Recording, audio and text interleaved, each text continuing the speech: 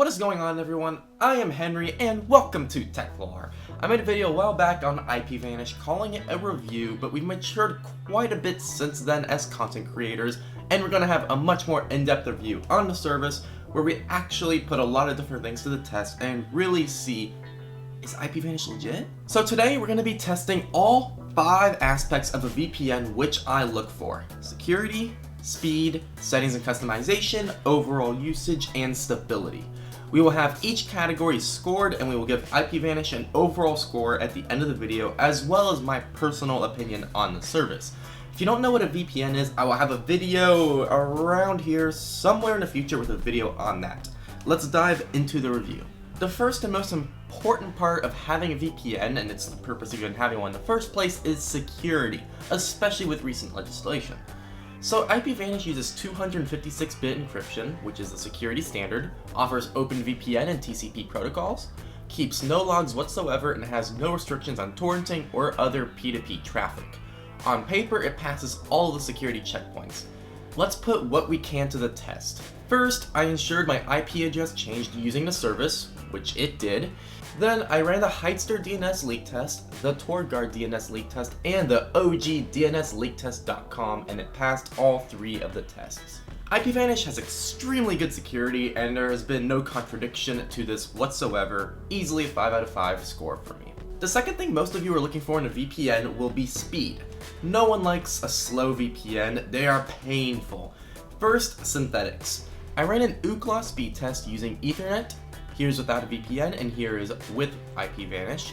There's a slight decrease in speed, upload, and ping, which is expected with a VPN, but it's definitely not the fastest VPN I've tested.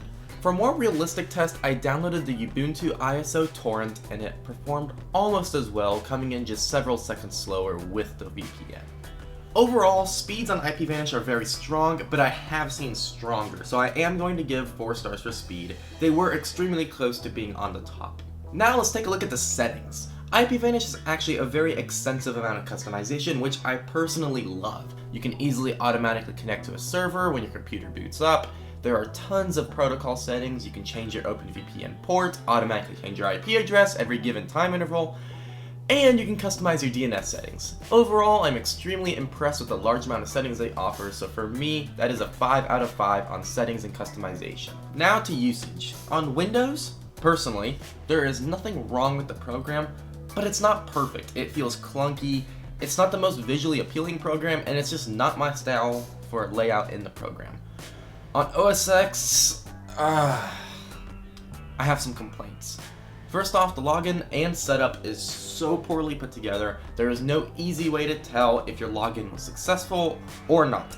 You're a lot more limited on options, and the UI looks pretty gross and outdated. On Linux, the story does not get better. IPVanish does not offer a Linux client, forcing you to manually set up the VPN connection, which is not practical at all, and there's not much support for Linux users offered by IPVanish themselves. On my iPhone, I actually love the app. It's super nice, very easy to use, quick to set up, offers cool settings like fingerprint support, and it really gets the job done. On Android, the experience is also fantastic, and I have no real complaints there either. The layout is nearly identical to the iPhone application. So when it comes to overall usage experience, I'm going to make it very simple for you guys. Mobile support is fantastic, the apps are great.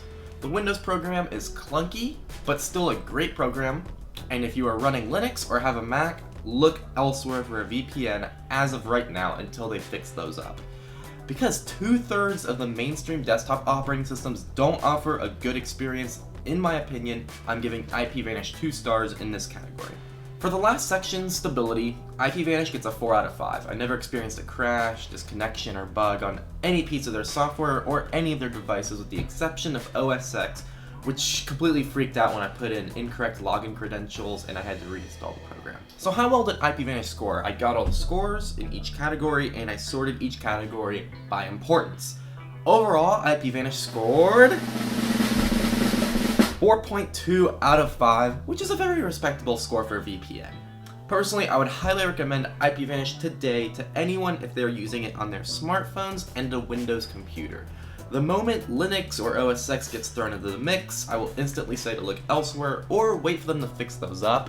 I have already contacted the IPVanish support team on the issues I had with the service, and hopefully they'll work on that in the future. So there we go guys, that's the review. I hope you enjoyed it, and if you did, give it a like. Let me know what's working, what's not working for you. If you have any reviews you want to see, let me know. I can review it. I have Windscribe, TunnelBear, and ViperVPN already lined up to review, so make sure to subscribe if you want to see those. Thank you so much for watching. I will see you all next time on TechLore. Have a fantastic day.